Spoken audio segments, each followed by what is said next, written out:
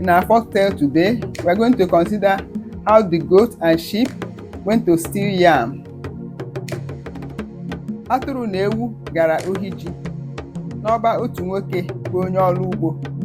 Ha siri na mpio wee banye n'ụlọ nwoke ahụ mgbe ọ dịghị onye ọbụla nọ n'ime ya. Ka ha ruru, ha malitere ịta ji. Ka ha na-ata ji ahụ, ewu takata ji, ọ gaa na mpio ga-tinye isi ya ma gamie mara na afọ ya basikwa ya na ya bụ mpio ahụ tupu o chighakwa wee malitekwa ịta ji.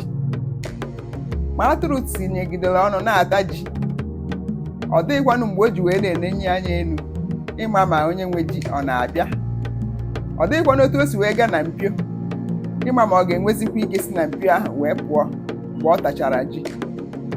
Mana ewu takata ọ na-enyite anya elu mara na onye nwe ji ọ na-abata. Ọ takatakwa ọ gaa na mpio tinyekwa onwe ya mara na ọ ga-agafenwukwa na mpio. Ka nke a na-emezi, ka ha na-abụ na-ata ji, egburu opi ụgbọala n'ọnụ ụzọ nwoke ahụ. Onye nwe ji wee bata. Ka ha nepụrụ anya wee hụ na onye nwe ji abatara. Ewu siri na mpio ahụ ha si wee bata wee gbapụa.